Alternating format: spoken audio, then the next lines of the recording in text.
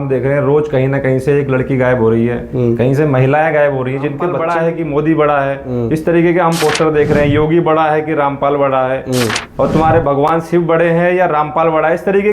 नमस्कार साथियों, मैं आपका दोस्त मोहित बिष्ट। दोस्तों, आज मैं हूं राष्ट्रीय सेवा संघ के ऑफिस में, और आज मेरे सामने बैठे हुए हैं हिमांशु जोशी जी, जो कि राष्ट्रीय सेवा संघ के अध्यक्ष हैं।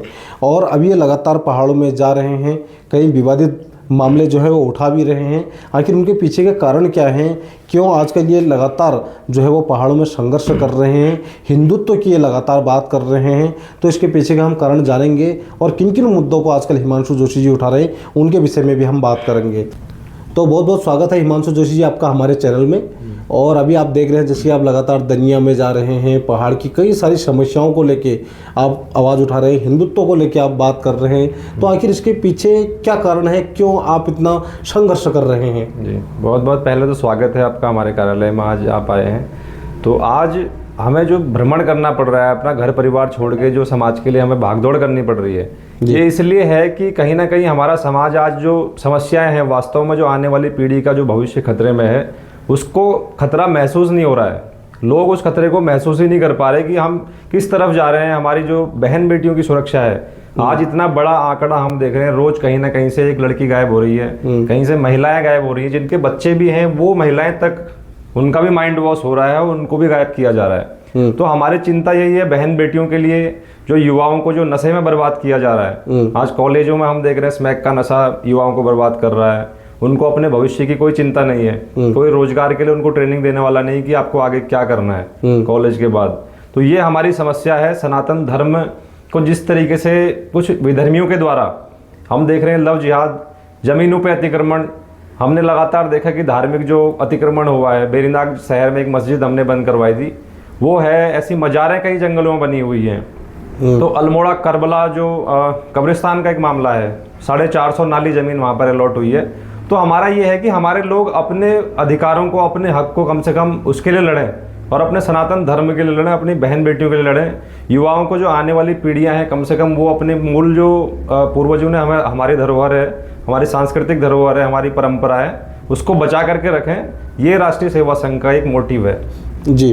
तो हम पिछली बार देख रहे थे, आप लगातार जो एक बाबा अपने को कहते थे राजपाल जी, उनके लिए भी आप लगातार रामपाल जी के लिए आप लगातार उनके खिलाफ आवाज उठा रहे कि उनके खिलाफ लोग क्यों जा रहे हैं, उनके साथ क्यों जा रहे हैं। तो इस प्रकार की क्यों, आखिर क्यों रामपाल के साथ आपकी दुश्मनी ऐसी क्या है? नहीं, रामपाल से भी हमारी कोई दुश्मनी नहीं है, ना ही उन लोगों से हमारी दुश्मनी जो जा रहे हैं, क्योंकि वो हमारे अपने लोग हैं। हमारी चिंता उनके लिए भी है, क्योंकि वो भी सनातनी है, वो भी हिंदू है। कोई भी मुस्लिम जो है कभी कन्वर्ट नहीं होता, वो कभी रामपाल के साथ नहीं जाएगा, वो किसी क्रिश्चियन उसके साथ नहीं जाएगा, वो अपने अपने मिशन पे लगे हुए हैं। ऐसे ही जो रामपाल के नाम से गिरोह चल रहा है, रामपाल तो जेल में है। 2014 का इतना बड़ा बरवाला हत्याकांड आप सभी को पता होगा, तो उसमें 27,000 जवान लगाने पड़े उसको अरेस्ट करने के लिए। इतनी बड़ी गुंडों की फौज उसने बना रखी थी।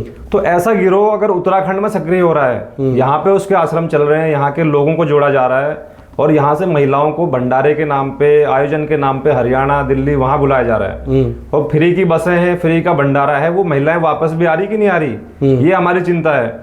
और जो किताबें ये लोग बांटते हैं, जिनमें लिखा हुआ है कि देवी देवताओं के लिए गाली गलौच, अश्लील शब्द, और कह रहे हैं सनातन धर्म को छोड़ो, तिलक मत लगाओ, जनेऊ मत पहनो, और अपने मंदिरों पे मत जाओ, रामपाल के आश्रमों में आओ।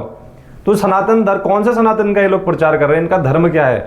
ये कोई कुछ धर्म नहीं है, कोई पंथ नहीं है, ये सिर्फ एक एजेंडा है, गिरोह है, जो हिंदुओं को तोड़ने के लिए इनको फंडिंग हो रही है बहुत बड़े स्तर पे। ये हमें आशंका है। और महिलाएं भी जो गायब हो रही हैं, इसमें इनका भी हाथ हो सकता है, ये भी हमको आशंका है, इसीलिए हमारा विरोध है। अभी हम देख रहे थे जो रामपाल हैं बाबा, उनके अभी भी पोस्टर बेताल घाट से लेके रामनगर, हल्द्वानी, सभी जगह पोस्टर हर जगह चिपके हुए हैं। तो एक व्यक्ति जब जेल में है, तो ये पोस्टर आखिर कौन लगा रहा है और किस मकसद से लगा रहा है? और दूसरी बात, वो रामपाल तो खुद एक हिंदू कहते थे अपने आप को, फिर आप तो एक संघर्ष कर रहे हैं हिंदू बचाओ, तो फिर आज हिंदू के खिलाफ में ही आप क्यों खड़े हो रहे हैं? अब देखिए, तो अपने अपने स्वार्थ के लिए एक धंधा बना रखा है। अगर उनका सनातन धर्म है, मैं आपको पुस्तकें अभी दिखाऊंगा कि एक गीता बना रखी है। अगर आप सनातनी हो तो आप अपनी दूसरी गीता नहीं लिखोगे। आप हमारी भगवत गीता हम वितरण कर रहे हैं, राष्ट्रीय सेवा संघ लगातार वितरण कर रहा है जहां भी हम लोग जा रहे हैं। तो हम अपनी भगवत गीता को प्रमोट करेंगे, ना कि हम उसमें तोड़ मोड़ करके लोगों को भ्रमित करेंगे कि यहाँ पे ये लिखा है, तुम्हारी देवी माँ के लिए ये अश्लील शब्द लिखे हैं, ये सब चीजें हम नहीं करेंगे। वो हिंदू नहीं है, सिर्फ नाम से हिंदू है।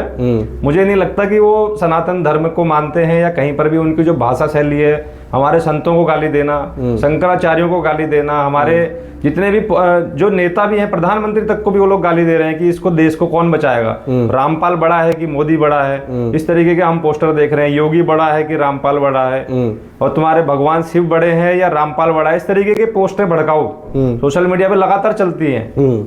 तो कई लोगों के हमारे पास फोन भी आए कि महिलाएं वहां पर जुड़ी हुई थी, उनके फोन भी आए कि हमारे साथ ये दिक्कतें हैं। वो कई अन्य प्रदेशों से थे, मध्य प्रदेश, उत्तर प्रदेश, बोला वहाँ पे रामपाल के उस पर जुड़े हुए हैं, और हमारी महिलाएं जो हैं अब घर पे भी नहीं आ रही, हमारे बच्चों को नहीं देख रही, वो उन्हीं गिरोह में जो है चंगुल में फंस चुकी हैं। तब धीरे धीरे 5-6 सालों में हमने रिसर्च किया तो पता चला कि ये गिरोह कैसे काम करता है।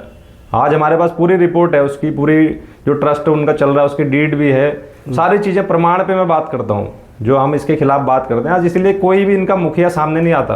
रामपाल जेल में इस गिरोह को कौन चला रहा है, कोई पूछने वाला नहीं है। कितनी फंडिंग, आप पोस्टर की बात कर रहे हो, यहीं पर इसी हाईवे पे लगे हुए हैं, हमारे कार्यालय के बगल में ही लगे हुए हैं। तो ये लगा कौन रहा है? बस सारे बस स्टॉपों पे लगे हुए हैं। पूर्णागिरी मंदिर में भी हमने रोका था अभी इनको। पूर्णागिरी मंदिर जाने वाले सभी को पर्चे बांट रहे थे कि रामपाल के आश्रम पे जुड़ो, आपका कैंसर और एड्स जैसी बीमारियां भी सही हो जाएंगी। तो ये पाखंड है या क्या है, ये आप खुद भी तय कर सकते हैं। जी, दूसरी बात एक बार और हम आपसे पूछना चाहेंगे। आपने चलो मुद्दे की बात करी, आपने सिर्फ एक धर्म को ही टारगेट नहीं किया, बल्कि आपने उन में भी बात करी जो हमारे धर्म में होते हुए भी, यानी हिंदू धर्म में होते हुए भी यहाँ खिलाफत कर रहे कुछ ना कुछ।